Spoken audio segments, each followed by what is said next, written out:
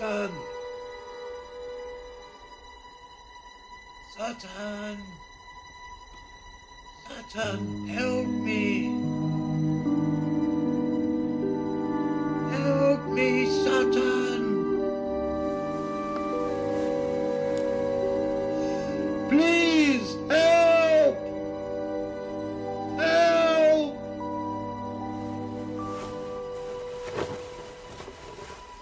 Help me, Satan!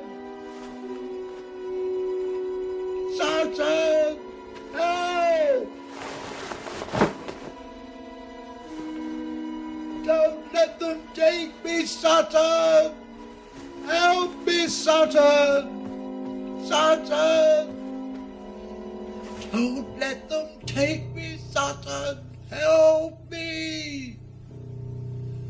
Help me, Satan! Satan, help! Please, help! Help!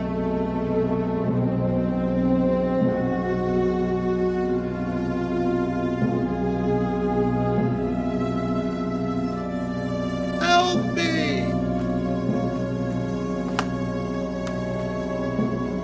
Help me, Satan! Satan! Satan! Satan! Help! Help me!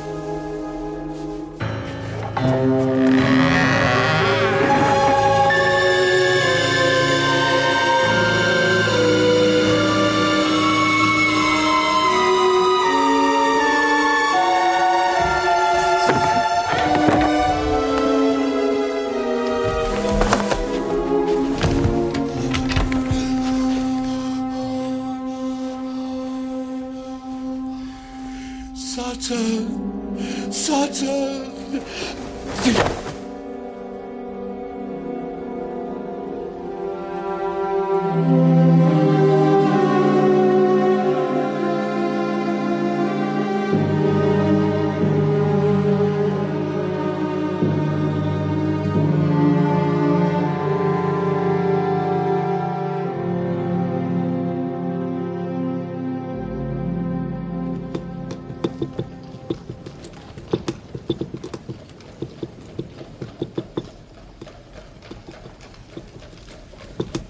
You mustn't take it so badly, Holmes. What? Well, I know it's inconvenient, but you really mustn't let it affect you like this. Whatever do you mean? You are sitting there, boiling with indignation because you have been forced to leave the warmth and comfort of 221B by the ardour of Mrs. Hudson's spring cleaning. My dear Watson, however did you deduce that? By simply applying your methods, Holmes. Indeed. You'll agree that you are not here for either a shave or a haircut. That is true. How did you know? Because you invariably shave yourself. And you are patently not due for a haircut for another 2 weeks. Correct. And you left our rooms in some haste. You are without either your gloves or your cane. Go on. Well, I know that Mrs. Hudson has been trying to complete her spring cleaning all day. Now, you have been sitting there, frowning, eyes tightly closed, grinding your teeth, and all the time your fingers have been drumming like pistons on the arm of that chair. So, given all this evidence, even I cannot fail to deduce that you have quarrelled with our good housekeeper and sought refuge in the sanity of the barber's shop. You cannot deny that I am right. Ah, Watson, you could not be further from the truth. I am here to get our good barber's advice as to this specimen of hair found at the scene of the bloody misadventure last Tuesday in Deptford. Oh, come along, Holmes. You're worried about something. What you perceived as agitation was indeed the most intense and tranquil enjoyment. My eyes were closed because I was trying to recall as vividly as I could the concert that we attended last night. You were grinding your teeth. That is because I made a slight error in my recollection of Joachim's fingering in his cadenza. In the third movement of the Beethoven Violin Concerto.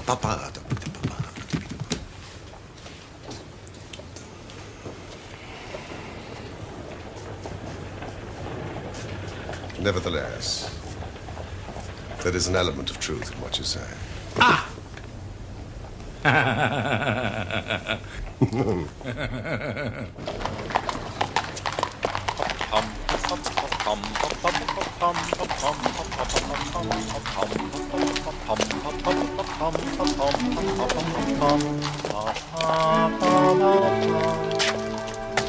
A doctor's. A general practitioner's, I perceive. Not been long in practice or had much to do. Come to consult us, I fancy. Lucky we came back.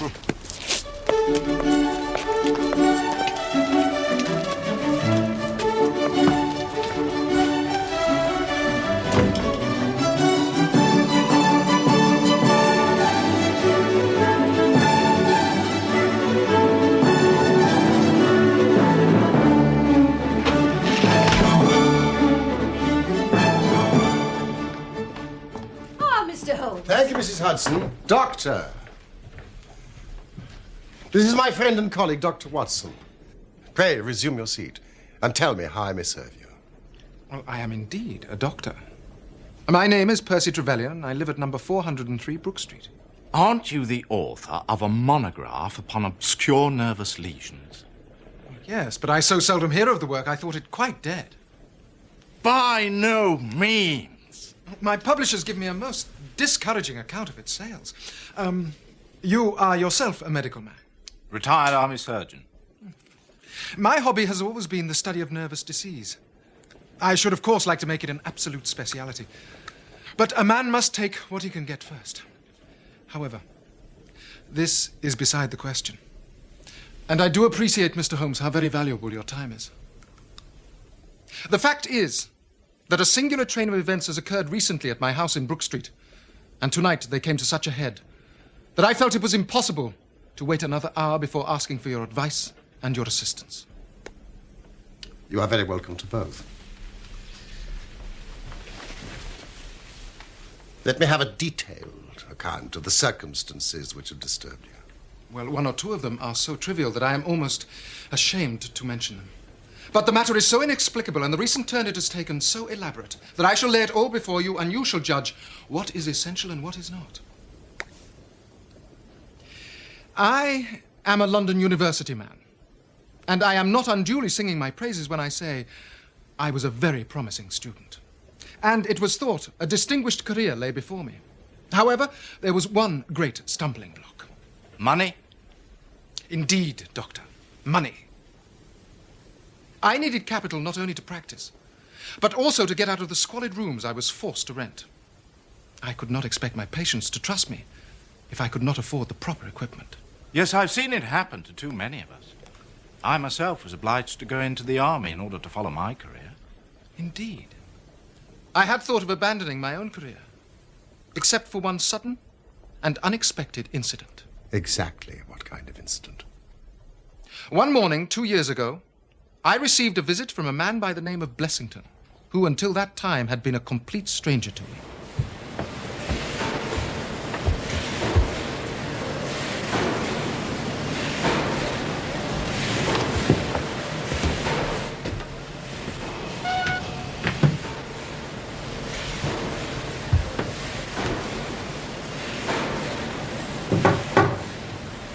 Come in.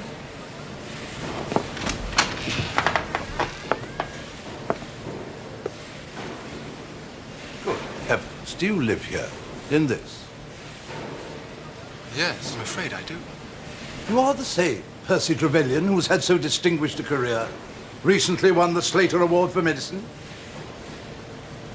I am.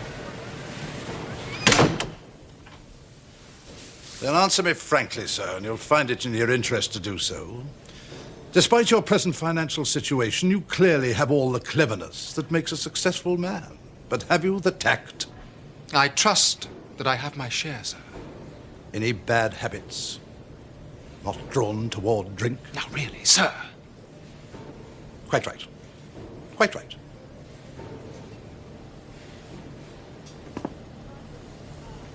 but I was bound to ask. Why? Why, sir?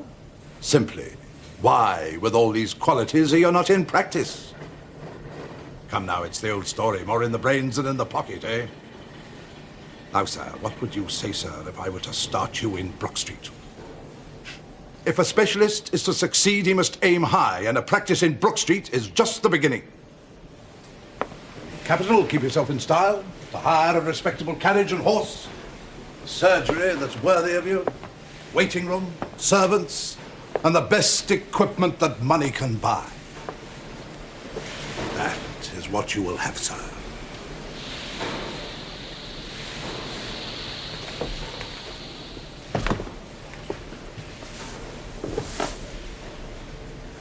But why? It's just like any other investment. Safer than most. And what am I to do? I'll tell you. I will take the house, furnish it, pay the maids, and run the whole place. All you have to do is to wear out the chair in your consulting room. And then you hand over to me 3/4 of everything you earn. And keep 1/4 for yourself. Now, what do you say to that, sir? Do you agree? This, then, Mr. Holmes, was the strange proposal with which Mr. Blessington approached me. I will not weary you with how we bargained and negotiated. But it ended with my moving into the house next quarter day and starting in practice on very much the same conditions as he had suggested.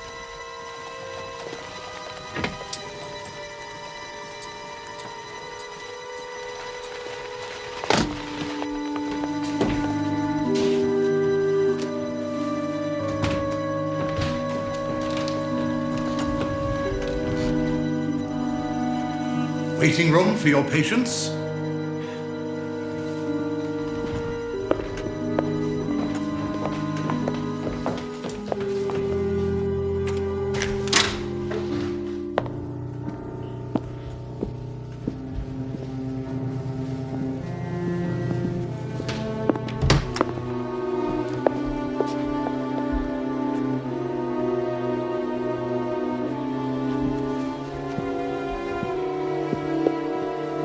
Your consulting room.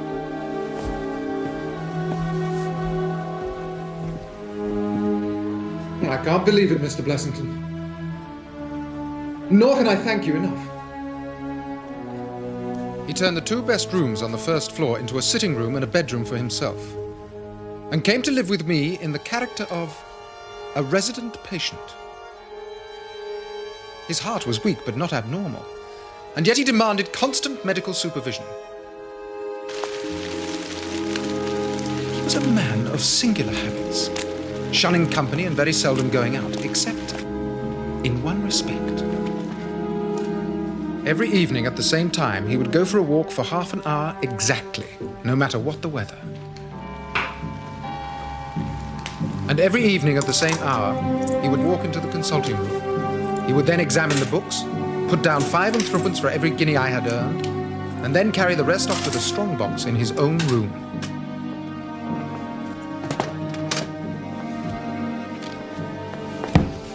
I may say with confidence, Mr. Holmes, that he never had occasion to regret his speculation. From the first, it was a success. And during the last 2 years, I have made him a rich man. So much, Mr. Holmes, for my past history and my relations with the resident patient, Mr. Blessington. It only remains for me now to tell you what has occurred to bring me here tonight. Some weeks ago, Mr. Blessington came down to me in, as it seemed to me, a considerable state of agitation. Dr. Trevelyan! Dr. Trevelyan! Dr. Trevelyan! Dr. Trevelyan! Dr. Trevelyan! Dr. Trevelyan, sir! Mr. Blessington, calm yourself, sir. Calm myself! Calm myself! But, my dear sir, have you not heard of the burglary? Burglary? Where? No, not here, sir, not here. But it could have been. It could have been.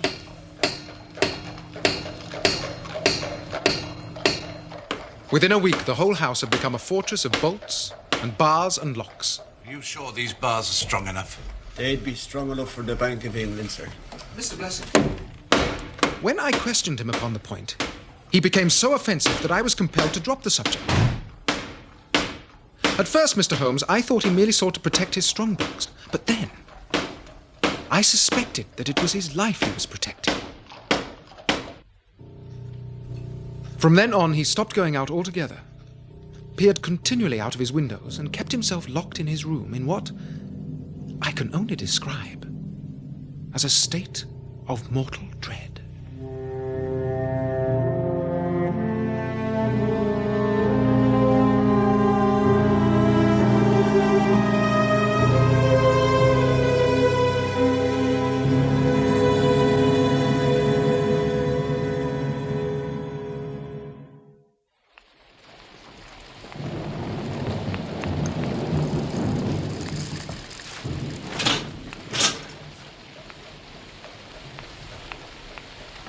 Dr. Trevelyan, before you continue, you say you found this man, Blessington, prostrate on his bed, clutching a newspaper.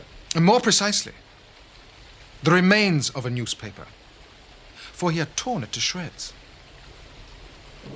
Torn to shreds? Do you recall the contents of this newspaper at all? I'm afraid not, even if I'd known what I was looking for. When was this? It was some weeks ago, the beginning of May, I think. Gradually, as time passed, his fears appeared to die away, and he renewed his former habits. Good evening, Dr. Trevelyan. Wonderful evening outside. I'm beginning to enjoy my walks again. And then, suddenly, a fresh event reduced him to the pitiable state of prostration in which he now lies. What happened was, yesterday I received this letter from a Russian nobleman now resident in England, who suffers from catalepsy. In it, he announces his intention of visiting me for a consultation this very evening at 6:15.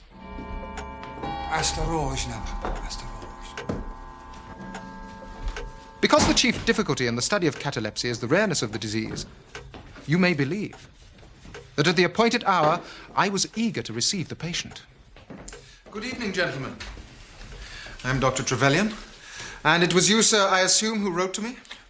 My father speaks very little English, Doctor, so I trust you will excuse my coming in with him, as his health is a matter of the most overwhelming importance to me. Yes, I respect that, sir. Fenton. Perhaps you would like to join us for the consultation? Niet, not for the world. It is more painful to me than I can express. If I were to see my father in one of those dreadful seizures, I am convinced I would never survive it. My own nervous system is an exceptionally sensitive one. Mm-hmm. With your permission, I will remain in your waiting room while you go into my father's case. Yes, of course. Thank you, Doctor.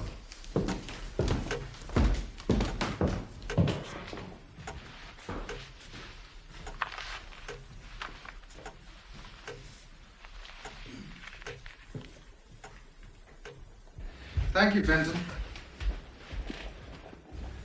Now, sir, I hope you will forgive me if I ask you a few basic questions. And first, can you tell me your age? 67. And apart from catalepsy, would you say you are physically sound? Normally, do you have good health? No headaches? Abdominal pain? Any pain at all? No. Good. Naturally, I will examine you thoroughly, but this is merely a preliminary. Do you smoke cigars? Yes. Do you drink alcohol? Vodka. Vodka? I see. Every day?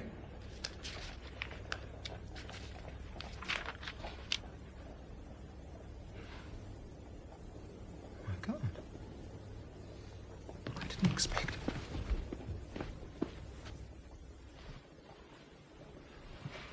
My first feeling was one of pity and horror. My second I fear, was rather one of professional satisfaction. There was nothing markedly abnormal in his condition which had harmonized with my former experiences. I had obtained good results in such cases by the inhalation of nitrite of amyl, and the present seemed an admirable opportunity of testing its virtues.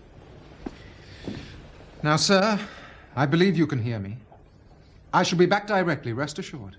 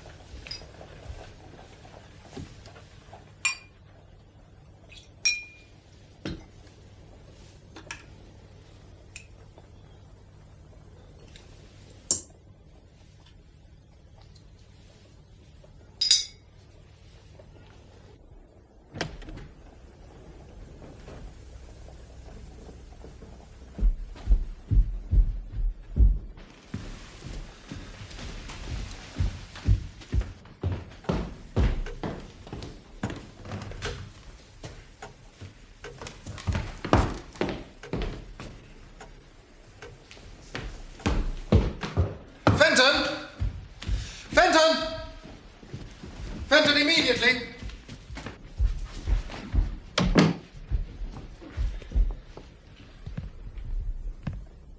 Fenton, the two gentlemen you showed in less than 15 minutes ago, did you see them leave? Leave? No, sir. Are you sure? I'm positive, sir.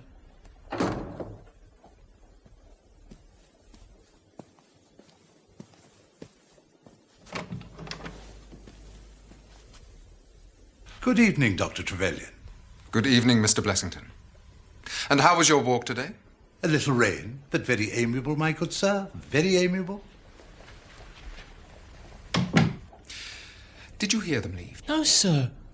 I was nowhere near the hall. Well, you should have been. That is your duty. Now, I know you are new here, but you should know by now. Doctor! Doctor! Doctor! Doctor! Someone has been in my room! No one has been in your room, sir. It's a lie! You're lying to me! I assure you I am not. Fenton, have you been in Mr. Blessington's room? Of course I haven't. There you are, you see? Then come up and see for yourself!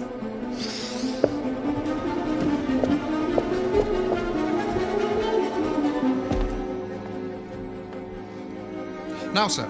Look at those! You telling me that they're mine? Well, at first glance, they do appear to be too large for yours. Of course they're not mine! I always remove my galoshes at the front door! Has anything been stolen? No, but that's not the point! Nothing has been stolen. My privacy has been invaded by a stranger. Is that not enough?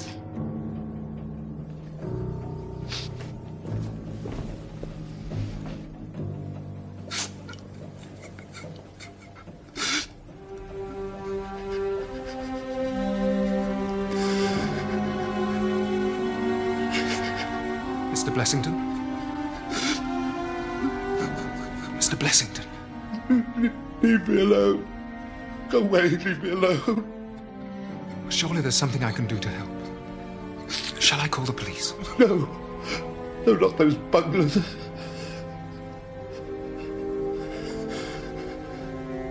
There's only one person who can help me now. And that is why I am here. But I must apologize for such a trivial reason. A thief that doesn't steal. Did he ask for me by name? Oh, yes. Then let us be on our way.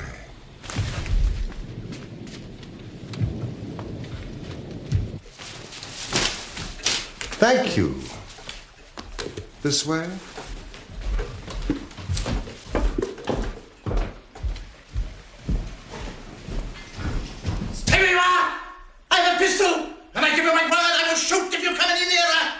Mr. Blessington, this is outrageous, sir. Do you not recognize me? Is that you, Doctor? Yes, of course it is me. The other two gentlemen, are they what they pretend to be? They are Mr. Sherlock Holmes and his friend Dr. Watson. Good God, Mr. Blessington, it was you that asked me to fetch them. Yes. Yes. Forgive me. Forgive me.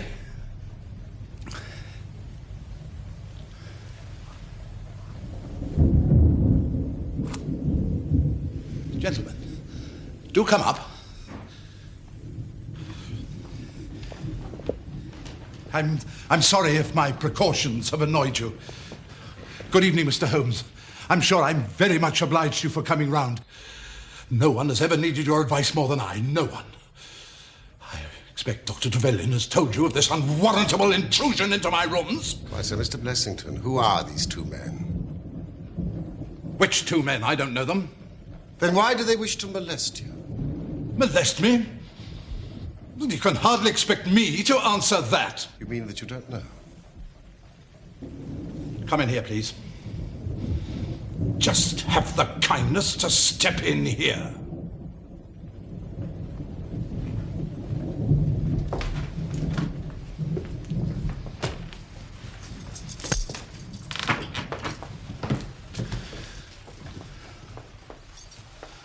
I've never been a rich man, Mr. Holmes. I've never made but one investment in my life. Dr. Trevelyan will tell you that.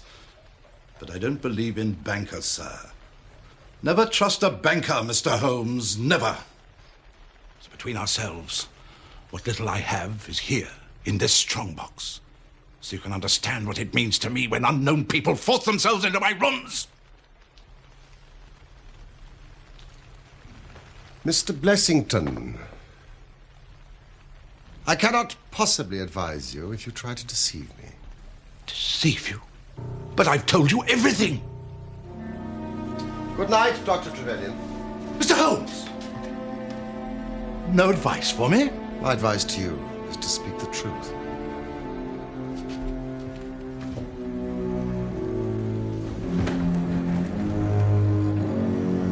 Holmes?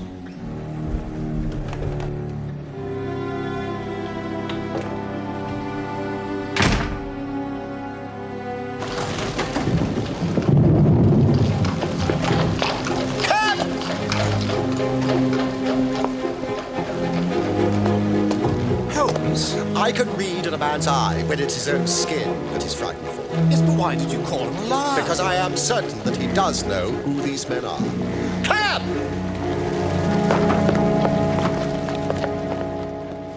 The young Russian penetrated to Blessington's rooms while his confederate kept the doctor from interfering. And, of course, catalepsy is a very easy complaint to imitate. Yes, I know. I've done it myself. Holmes? Yes. Might there be one alternative? Grotesquely improbable, no doubt, but still just conceivable. Might the whole story of the cataleptic Russian and his son be a concoction of Dr. Trevelyan's, who, for his own purposes, has been in Blessington's room? But did you see the footprints on the stair carpet? They were square-toed. Quite unlike Blessington's, which are round, and an inch and a third longer than Dr. Trevelyan's. I think we can sleep on this, Watson. But I should be surprised if we do not hear from Brook Street in the morning. Good night. Night, old fellow.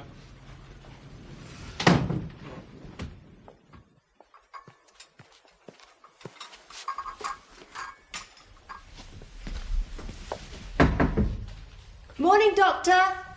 Your tea's here. Thank you, Nora.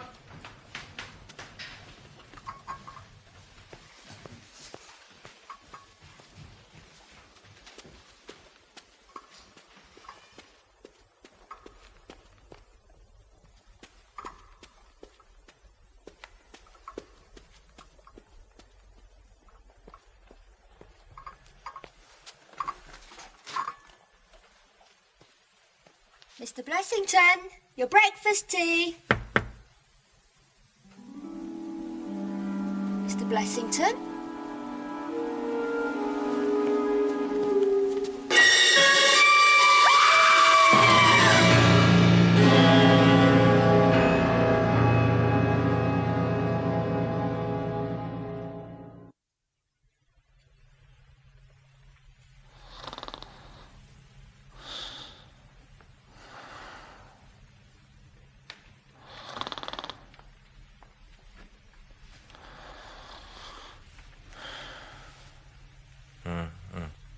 Watson.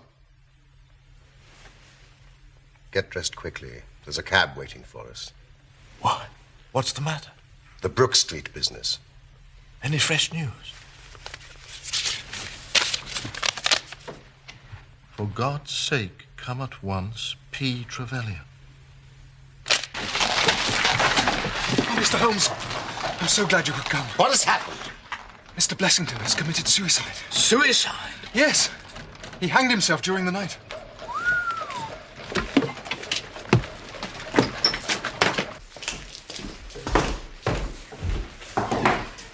Has the body been touched? No. Where is the page?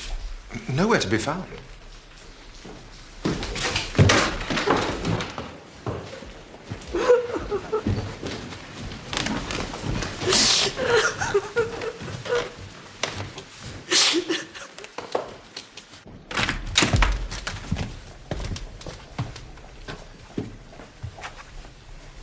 Good morning, Inspector. Mr. Holmes, delighted to see you. Now, please take a look. We were just about to take him down.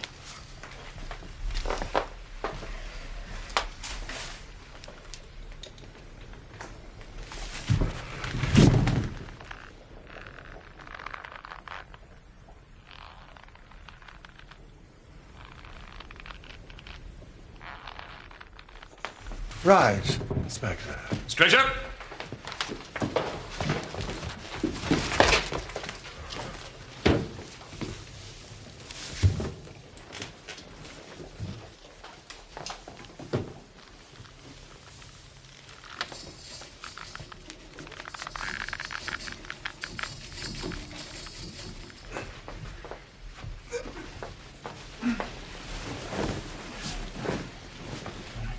Well, that'll be all. Have you heard of the events leading up to this affair? Yes, Dr. Trevelyan has told me something of them. And have you formed an opinion? As far as I can see, the man was driven out of his senses by fright. The bed has been well slept in. There was his impression deep enough for all to see. It is about 5 in the morning, you know, that suicides are most common. That would be about the time that he hanged himself. Seems to have been a very deliberate affair. Yes, from the rigidity of the limbs, I'd say he'd been dead about 3 hours. Thank you, Watson. Noticed anything peculiar about the room? There was a screwdriver on the mantelpiece, and he seems to have smoked heavily during the night. I found these in the fireplace. Huh?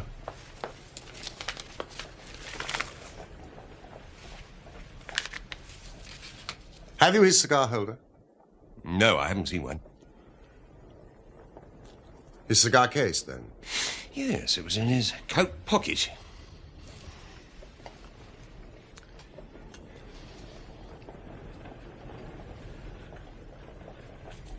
This is Havana. And these others are the cigars of the peculiar sort which are imported by the Dutch from their East Indian colonies. They're usually wrapped in straw, you know, and are thinner for their length than any other brand. I don't suppose you've read my monograph on cigars and cigar ash. Well, No, of course not. Thank you. These have been smoked with a holder, and these without. These have been cut by a not very sharp knife, and these have had their ends bitten off by a set of very excellent teeth. There were 3 men here last night. Good heavens. But nothing was stolen, so what were they doing here? That is what we have to find out. How did they get in? The same way we did, through the front door. But the door was barred in the morning. Then it was barred after they left. Well, how do you know that? I saw their traces. If you will just give me a few moments, Inspector, I may be able to give you some further information.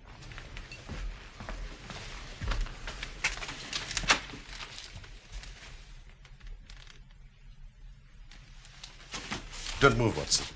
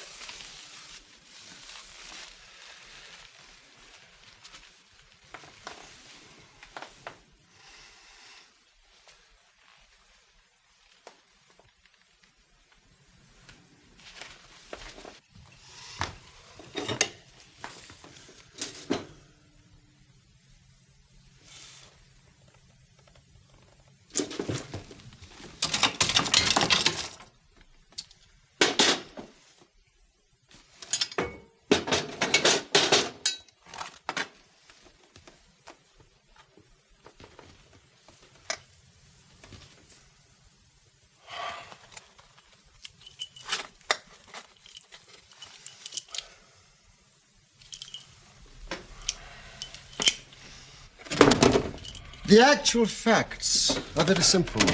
I shall be surprised if by the afternoon I cannot give you the reasons for them as well. But Holmes, can't you tell us anything now? Oh. There is no doubt as to the sequence of events. There were three of them in it. A young man, an old man, and a third, to whose identity I have no clue. The first two I need hardly remark were the same who masqueraded as the Russian Count and his son. So we can give a very good description of them, can we not, Dr. Trevelyan? They were admitted by a Confederate inside the house.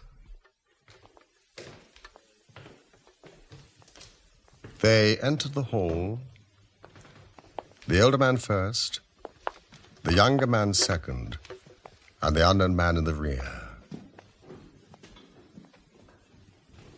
They ascended the stairs.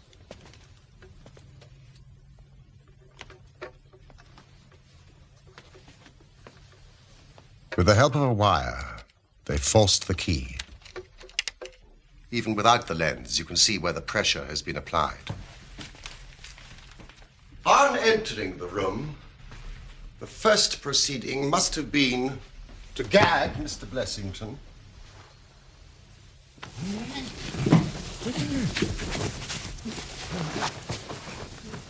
Having secured Blessington, it is evident to me that a consultation of some sort was held, probably in the nature of a judicial proceeding. It must have lasted for some time, for it was then that the cigars were smoked. It was there that the older man sat, in the wicker chair. It was he who used the cigar holder. The younger man sat there. He knocked his ash off against the chest of drawers. The unknown fellow paced up and down. Blessington, I think, sat upright in the bed, but of that I cannot be absolutely certain. It ended, of course, by them taking Blessington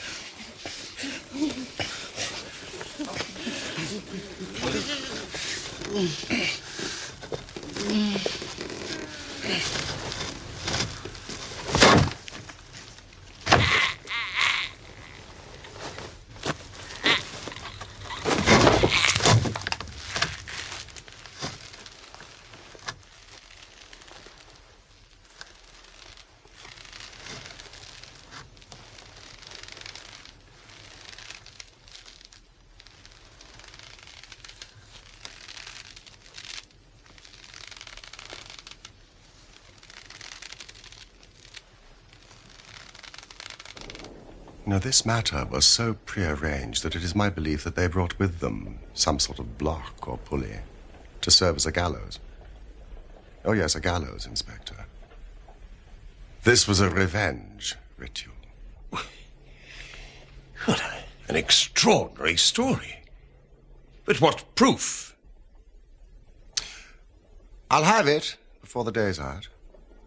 You haven't explained about the screws and the screwdriver. Oh, that was to fix up the block or pulley. But when they saw the chandelier hook, they naturally saved themselves the trouble. Now, Inspector, I suggest that you immediately make inquiries about the page and arrest him.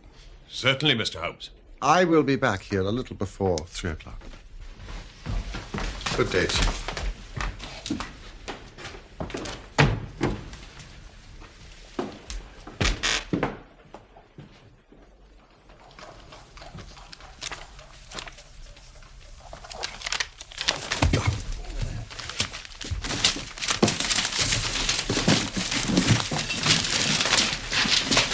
I dare say Mrs. Hudson will be a little put out when she sees all this. What are you looking for?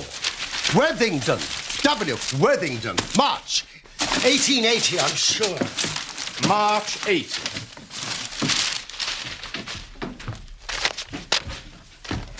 80. January. February. March. good? Watson. Blessington. Or Sutton, as he was known then. Mrs. Hudson. Your little boat is coming along beautifully, Doctor. Oh, thank you, Mrs. Hudson. I must run.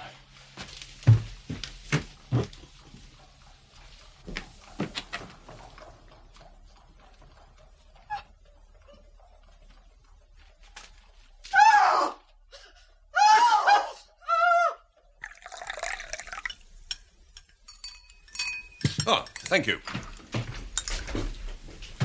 Dr. Trevelyan, any news, Inspector? Yes, sir, we've got the Page, drinking his earnings 2 streets away. And I've got the men. You've got them? Or at least I've got that identity. The Worthington Bank gang? Precisely. Well, then Blessington must have been Sutton. Exactly. Well, that makes it clear as crystal.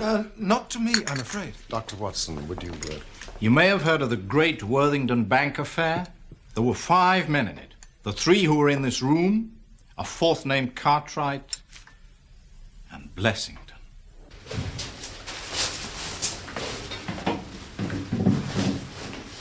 All right, let's be gone.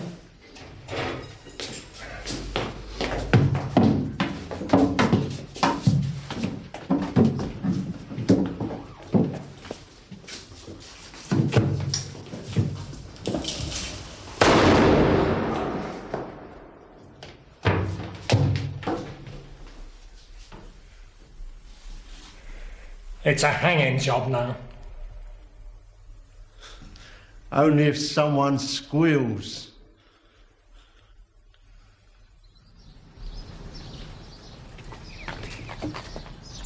That's him. Are you positive? Oh, yes. That's him. Sutton! Sutton, you're dead! Sutton! Sutton! Sutton, you're dead! Sutton! Don't worry, Mr. Sutton. It's a hanging job now. Sutton! You here? Sutton, or Blessington, who was the worst of the gang, turned informer. On his evidence, Cartwright was hanged, and the other 3 got 15 years apiece. Biddle, Haywood and Moffat were released from prison just a few weeks ago, which was several years before their full term. It was news of their release which caused Blessington to panic and have this house secured. So it was not the fear of burglary that had frightened him? No. That was a mere blind. And so setting me up in practice was an elaborate charade to protect himself.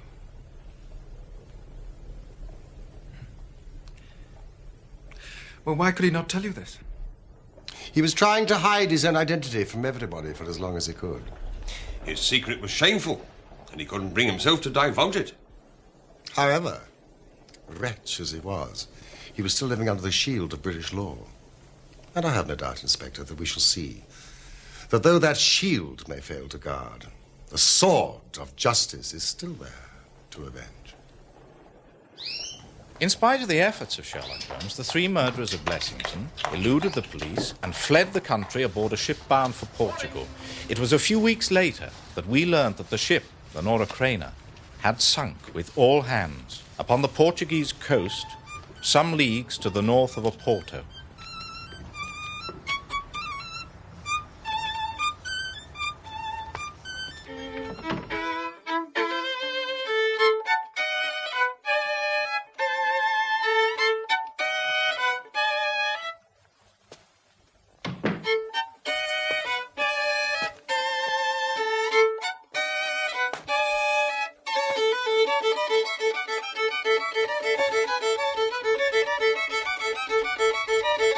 Holmes! What's wrong? Well, it's just that I was going to spend the day writing the case of Dr. Trevelyan while the facts are still fresh. Oh, and you mean... Oh, I understand. Thanks awfully.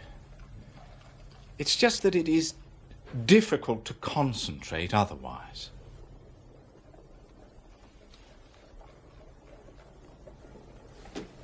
What will you entitle this particular account? I didn't know you were interested in my writing. I am always interested in your choice of titles. Well, I thought I'd call it the Brook Street Mystery.